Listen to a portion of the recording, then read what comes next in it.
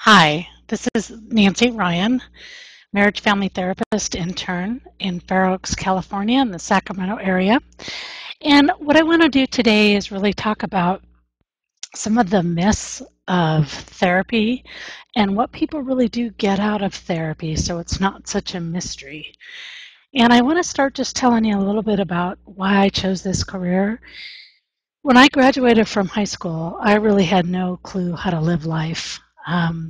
Wasn't the best upbringing as far as having a strong sense of self and self-esteem, and so I did make some bad choices and got involved in different addictions. And I remember being in a PE class in junior college, trying, of course, to stay skinny because that's what my self-esteem was wrapped up in, and saw a sign on the bulletin board about using food to comfort you.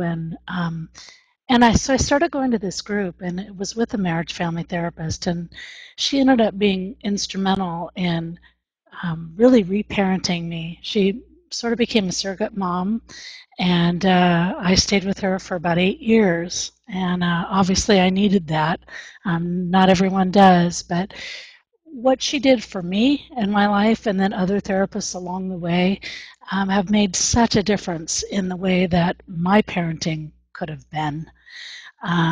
And I enjoy good relationships with both my daughters today, and basically in a pretty healthy marriage for my second one. So in 2006, I went back and got my master's in counseling and decided to give back. I've been counseling for the last 6, 7 years, a variety of individuals, couples, and this really is my passion. I want people to know how really special and valuable they are at a deep level and overcome the blocks and the hang-ups and the belief patterns that keep them stuck in self-sabotage, not being able to have the relationships and the life of their dream. So really, what I'm going to talk about is, some of the myths surrounding psychotherapy or marriage counseling and what keeps people from not going, what do they believe, and who goes and how does it help? So some of the myths, people who need mental health help are crazy. Well, some people that need mental health help do have diagnosable mental illnesses and need help. But really, the majority, 85 to 90% of those folks that go to therapy are dealing with life transitions, divorce, relationship troubles, anxiety, depression, low self-image. They keep getting in their own ways. They're not able to reach their goals. And they're everyday average people with average problems. And they're just willing and courageous enough to seek help. So the other myth I want to address is therapists have you blame your parents. Yes, therapy does go back and look at your upbringing. What messages did you hear? What beliefs did you begin to learn about yourself? But not in the idea of blaming your parents, but more along the lines of having you tell us as therapists what those circumstances did to you. Because whenever something happens to us or we're told certain things, as children, we create beliefs that are really deep in us, and they become part of our unconscious dialogue. And getting clear on that and getting clear on what's your voice and what's something that's been given to you is really important. So a good therapist isn't going to just sit there and say, uh-huh, yeah, or they're not going to tell you what to do or to fix you. A good therapist will use questions and dialogues and techniques to help you uncover what is in there already and guide you along that line of growth. So the second to last one, no one in my family has ever gone. Well, we tend to, you've heard that phrase, the sins of the father. We tend to pass down what was modeled to us. And you can be that one to break that model and do things differently if you weren't pleased with some aspects of that. And the last one, you have to go to therapy for a long time. You don't have to. Some people choose it, and some people, they need to build up that sense of self. But I've seen tremendous success with people that go, 12 to 20 times. That's the average amount. So, what keeps people from going? Well, denial. Put the head in the sand. If I wait long enough, the issue's going to go away. Or this idea that all that stuff that happened in the past, I'm completely over. And you might not be conscious of it, but oftentimes that stuff is unconscious. So the third one, people will think there's something wrong with me. Well, they might. So how are you going to deal with that? Maybe you can go to therapy and learn how to choose people that accept you for who you are and honor your growth. The last two, it's too expensive and it takes work. Well, it does cost money and it does take work. The work part of it is you being willing in therapy to be honest and dig deep and do the exercises that might be given to you and show up and be willing to work, because it's not always easy. And as far as cost, yeah, it costs money.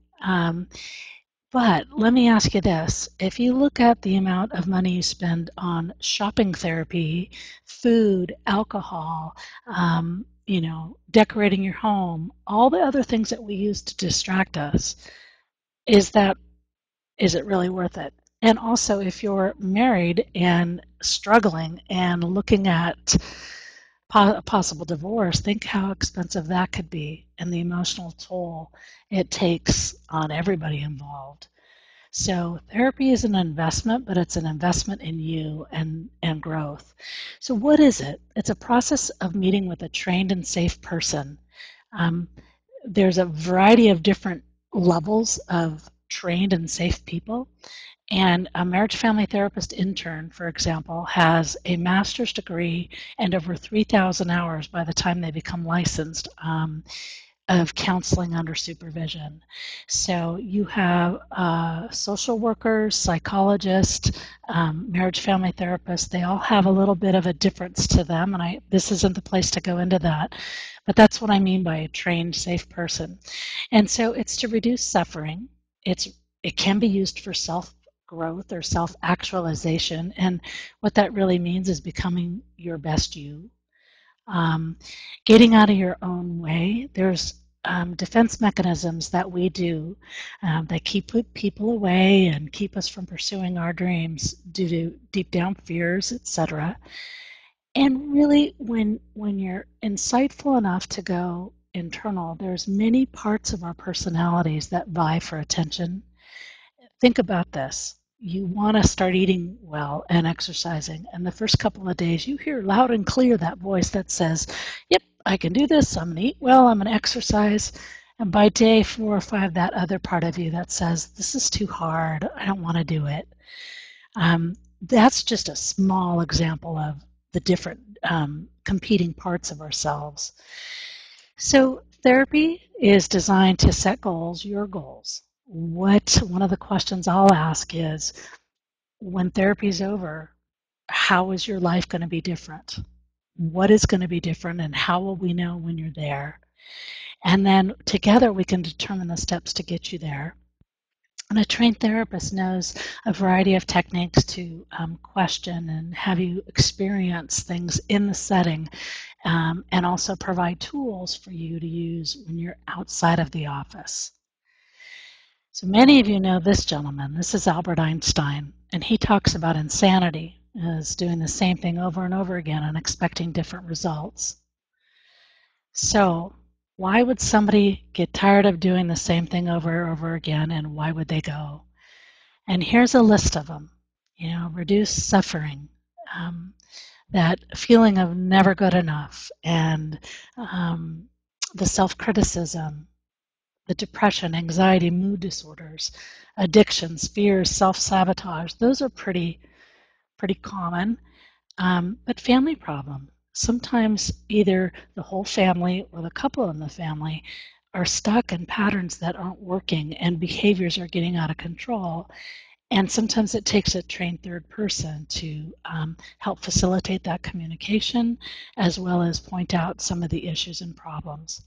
I've had clients talk about, things bubbling up over the years, what they used to be able to handle their life a certain way. And I think when the time is right, issues that need to be addressed can come up, and that can look differently to other people. But sometimes that's the instigator. And, as far as emotional intelligence, Most people are really uncomfortable with emotions, and therefore we never learn how to handle our emotions. And so gaining emotional intelligence, what are your feelings? How do you handle them?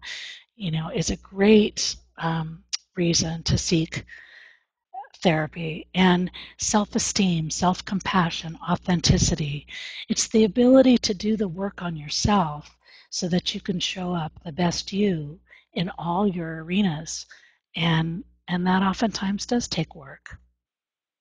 So it helps by providing experiences and processes in session for you to process things and experiences in your emotions.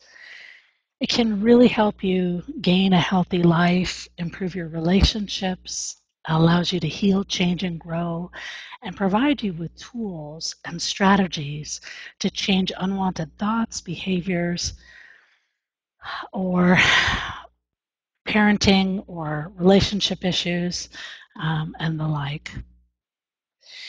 So what I'm going to do is leave you with my contact information. I also produced a free ebook for you, counselinginsacramento.com, free ebook /free book.